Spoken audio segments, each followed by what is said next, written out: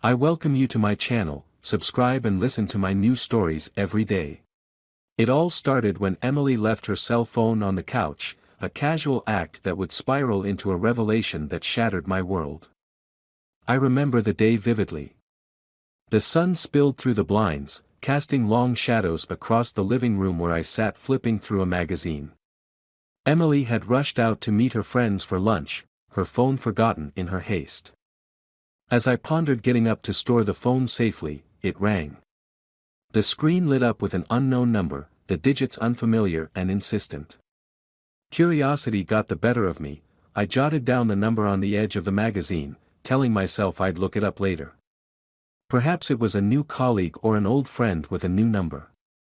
That evening, Emily returned, retrieved her phone, and the incident slipped my mind. For the next week, the same number called several times. Each call I missed by moments. Each time the number showed up, my curiosity grew. I tried searching the number online, combing through social media, and even asking a friend who worked in telecommunications to dig a bit deeper. Nothing. No hits, no social profiles, no leads. Just digits that led to dead ends. The mystery nagged at me, an itch that wouldn't go away.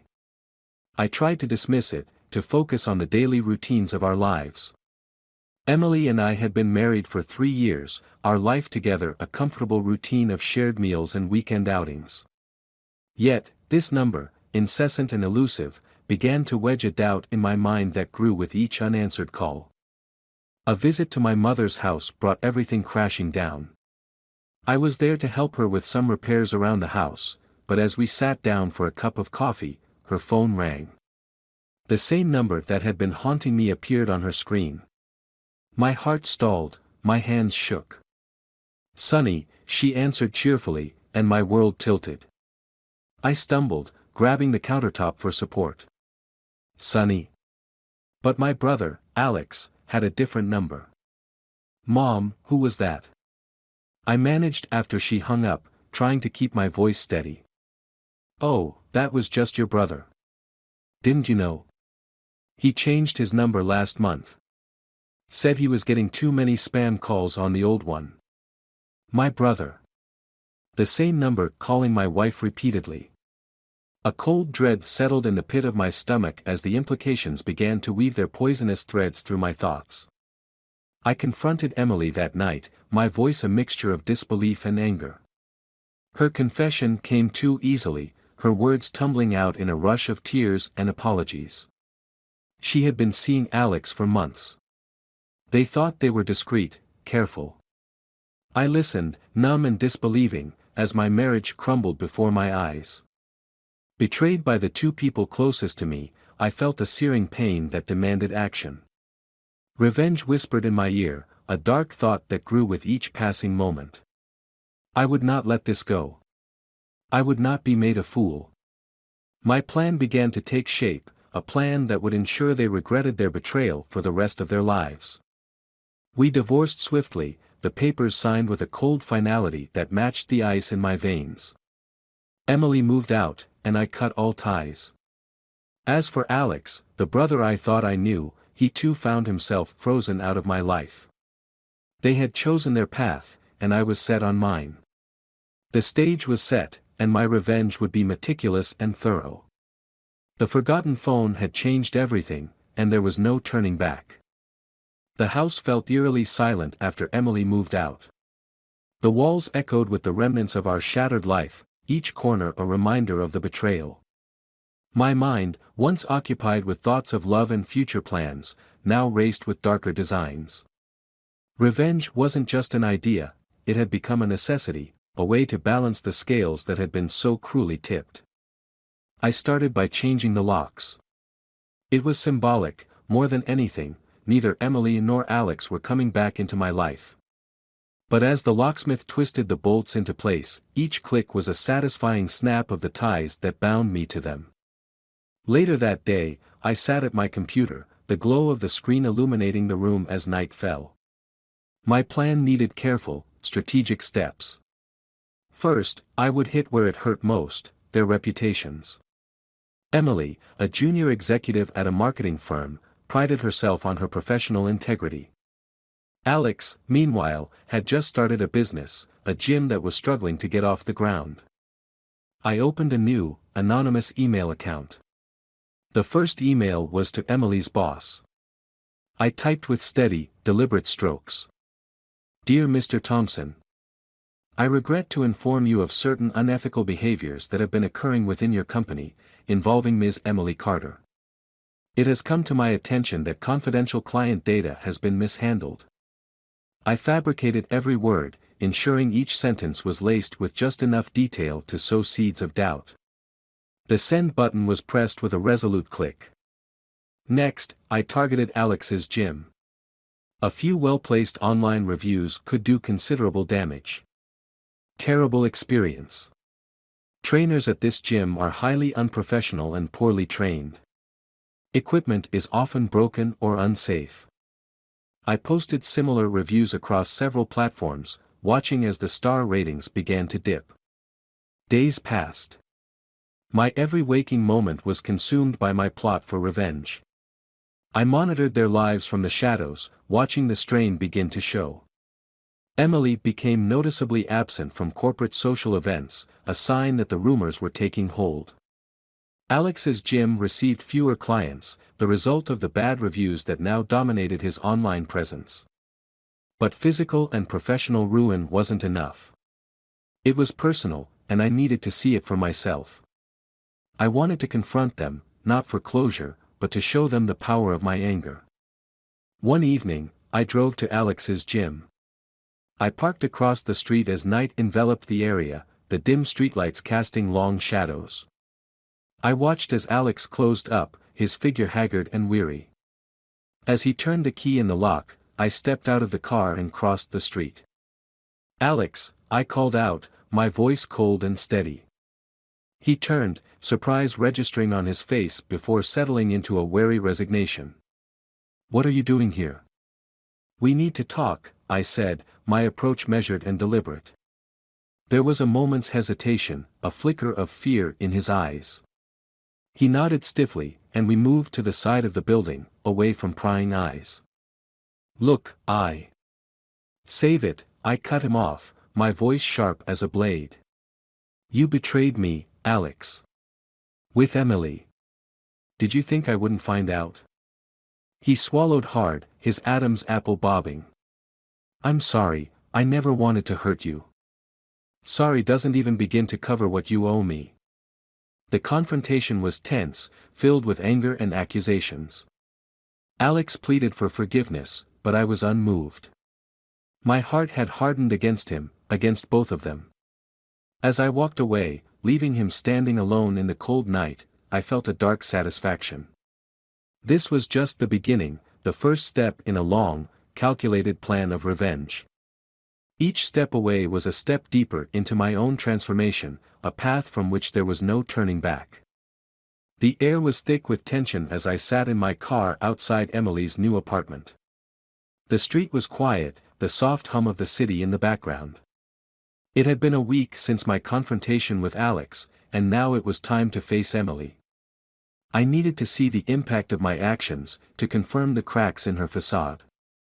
I waited until I saw her return from work, her steps slower, her shoulders slumped, a stark contrast to the confident stride she once had. As she approached the front door of her building, I stepped out of my car and called out to her. Emily. She froze, then slowly turned around, her eyes widening slightly in recognition and then quickly filling with apprehension. What are you doing here? She asked, her voice shaky. We need to talk, I said, walking towards her. My steps were measured, my resolve firm. She hesitated, then nodded reluctantly, leading me into the lobby of her building. We stood awkwardly by the elevator, the silence stretching uncomfortably between us. Emily, I know about you and Alex, I said bluntly, cutting through the silence. Her face paled, and she looked away, unable to meet my gaze. I'm so sorry, she murmured. Sorry doesn't fix anything, I replied coldly. You destroyed everything. I know, she whispered, tears starting to form at the edges of her eyes. I never meant for things to go this far. That doesn't matter now. You made your choice. The elevator dinged softly, but we both ignored it. I could see the pain in her expression, the regret. But it wasn't enough. Not yet. You're not going to make this easy, are you? She asked, a note of desperation in her voice. No, I said flatly. I'm not. I watched her struggle with her emotions, her facade crumbling before me. It was satisfying, yet hollow. I turned to leave, my parting words cold and final. You'll see me again, Emily. Make no mistake about that. As I walked back to my car, the night seemed to close in around me. The streetlights flickered overhead, casting long shadows on the pavement. My mind raced with further plans, each more elaborate and punitive than the last. Emily and Alex had taken my happiness, and I would take theirs, piece by piece. Over the next few days, I intensified my efforts. I sent anonymous tips to Emily's clients, hinting at misconduct and untrustworthiness. I spread rumors online, each more damaging than the last. Her professional network began to shrink, colleagues distancing themselves, her social media interactions turning increasingly defensive.